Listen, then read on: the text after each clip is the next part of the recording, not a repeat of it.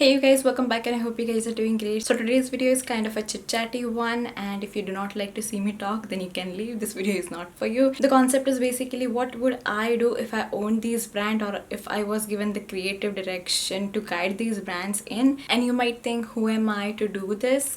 And you're right, I do not have a proper position, but I'm a makeup consumer and I've been seeing releases from not just Indian brands but also international brands, and I do not want to give an impression that I know better than people who are running these brands. I'm not trying to get ahead of myself, do not take this that seriously, but if you see any of these brands actually execute these ideas, then just so you know, they should have paid me, but they didn't. I mean, legally they don't have to, since I'm putting this out there free by myself. Anyway, if there is any brand that is interested in any of these ideas, then just leave me a DM. I would like to have a job. That would be nice. Yes. So let's start the video. The first brand that I have here is Fair and Lovely.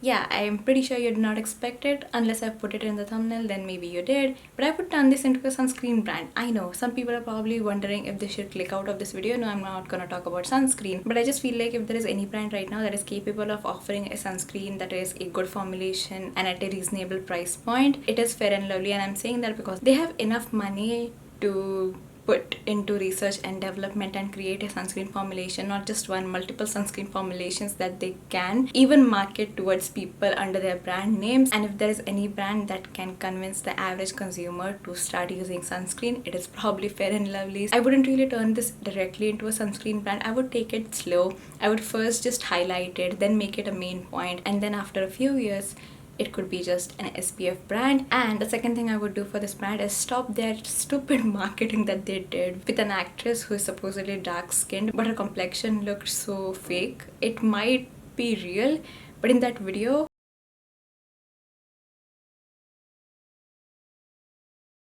I would just stop that weirdest marketing and just never do that again. And Fair and Lovely, you can steal this idea. I would pay you myself instead of you paying me to take this idea. Change yourself, I would be glad. But yes, that would be my creative direction for Fair and Lovely. Let's move on to the next brand. The next brand that I have on my list is Blue Heaven.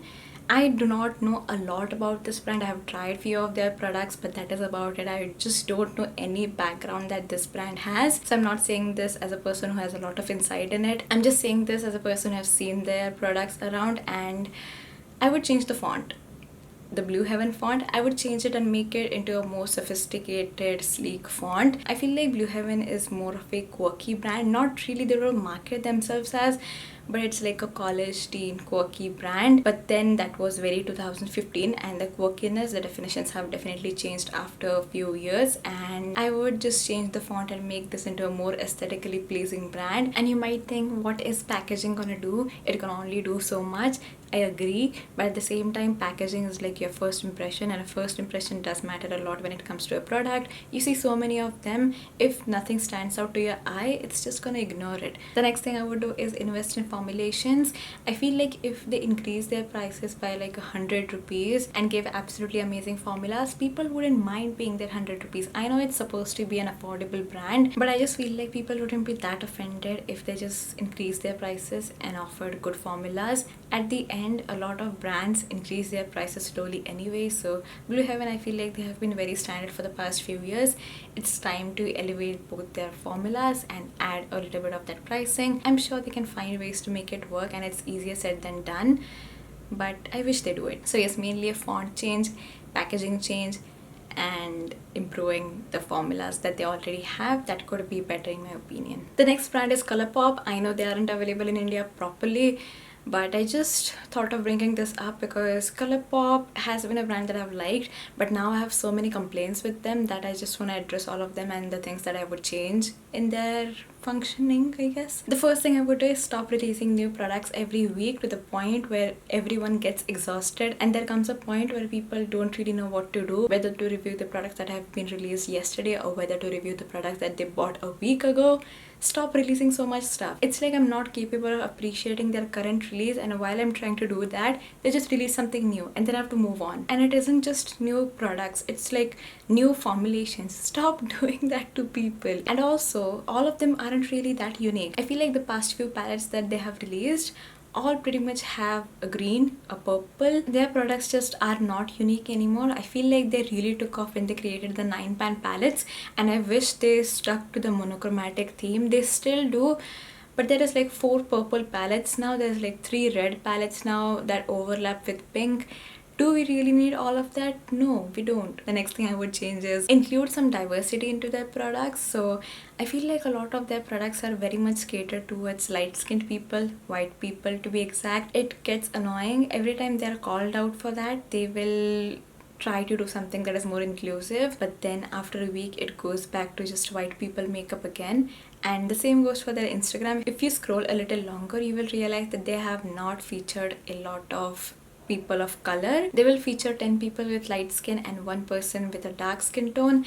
It gets kind of weird, and I feel like, am I really being represented over here? And the answer is no. So I would like to see more diversity, not just in their products but also their Instagram feeds and the people that they decide to feature. And I would also stop discontinuing products that were actually good. So the satin lip formula, I believe it's called, it used to get such good reviews and that was one of their cult favorite formulas, but now they have replaced it with something like blotted lip formulas, which is not the same thing as the satin matte, but it's also sheer, so people with pigmented lips don't feel comfortable wearing that. There are just so many things that they were doing right that they suddenly have stopped doing it and they are just going into an entirely different direction. The one thing that I feel like they do have consistently, however, is pretty packaging. I don't think they ever miss out on packaging. They always have good packaging, so let's hope that they can put some good eyeshadows and good products into their pretty packaging, and it's not just pretty packaging. When you open it, it's like the same 5 colors that they have had in the past few palettes. Let's hope for a change, and that is something that I would change for Colourpop. The next one is Lakme. So I have this weird, not attachment to Lakme, but every time I look at their releases, it makes me feel like, wow, I want to run the creative team of this brand and see where I can take it, just because I feel like they have enough budget.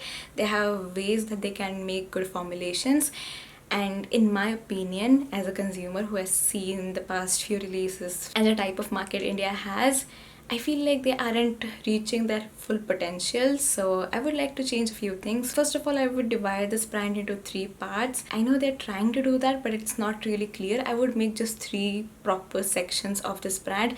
The first one would be some cutesy packaging that is more catered towards teens and people who basically like that cutesy vibe. It will be catered more towards teen, but let's be honest, anyone can use it. And this line that is catered more towards Gen Zs, if you have to put it in an age group, I would make it more affordable because no one at that age group has a lot of money. It will definitely be more on the colorful cutesy side. The next range would be something that is mid affordable, and it would be elegant sort of makeup. So with the packaging, with the formulations, it would be more minimalist, more elegant, and more on a feminine side, kind of like office going, minimal, wearing suits and coats, ties, that kind of a thing. The third part would be for their classic customers who have always used Lakme and still use Lakme, just because I feel like this brand has been used by some people like their cult favorite brand. This wouldn't really be expensive, but it would still be expensive for what Lakme offers their prices at, so it wouldn't be a luxury brand. But amongst the ones that Lakme has to offer, it would be more on the high-end side, and this would be a line just specifically for them. Obviously other people can use it, but it would be for people who are familiar with Lakme, who know what Lakme is and know what to expect from them, and are willing to pay a price point that is a little higher because they know and have used this brand and it has worked well for them. So yes, I would divide them into these 3 sections. I believe they already have it. I would just make it a little clearer, and I would actually go through things properly and not just okay things that we know have been working for a while. I would put some money into reformulations, formulating good products that people are interested in and that are also interesting products that aren't just classics. So innovation, adding some of that to this, and obviously creating things that are made for a lot of different skin tones and skin types. And also the second thing I would do is discontinue any product that says lightening. I believe they still have some of these products, not really in their cosmetic range, but their skincare side, I believe they have it. I would just discontinue any sort of lightening, whitening thing that they have going on. So yes, that is all I would do for Lakme. I feel like this plan is really smart, not gonna lie. I felt really proud after I wrote this down in my Google document, but yeah, I hope Lakme does it. It would be interesting to see how they execute all of that. And the last brand that I have here is Mamaearth. I would throw the entire marketing team away who gave sponsorships away to influencers and asked them to upload a video all at the same time, so that people were starting to suspect if this is a sponsorship and it ended being a mass sponsorship, I would stop doing that and hire a new marketing team.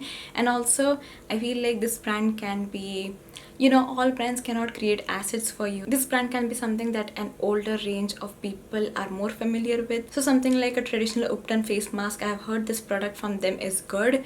I would expand more on that and would stop creating products that have a label that says something but the product actually does not do it. Just more OG skincare that a lot of older people are familiar with and don't feel intimidated by. I would do that. And also, I'm not sure if they market themselves as clean beauty, but if they are, then I would stop that bullshit and stop that whole fear mongering about parabens and silicones. Stop saying your product does not have preservatives. I would rather have preservatives in it and have it last for a whole year instead of having no preservatives and then see it collect mold in a month. I would not make this into a clean beauty brand. I don't really know if they market themselves as one, but I feel like at some point you will start seeing these claims for them. So yes, a more OG skincare line so that people wouldn't feel scared while trying their products, and throwing the marketing team away and hire people that don't do mass sponsorships. So yeah, that was their downfall. People have stopped trusting that brand ever since that happened. I feel like they can recover from it definitely if they stop their practices. So yeah, that is what I would do for Mamaearth. That was the final brand. That is all I have to talk about today. Let me know if you find this interesting. If you do not, it's okay too. I will not create it anymore. Let me know what brand you would like to run as a creative director, or is there any brand that you would like to do certain changes that you personally feel will elevate them at a certain level. I would love to know your guys' thoughts. If there are things that I said that you disagree on, let me know about that too and we can have a conversation. That is all. I'm gonna wrap this video. Please like, comment and subscribe. It helps a lot. It means a lot to me, and I will see you guys in my next one. Bye.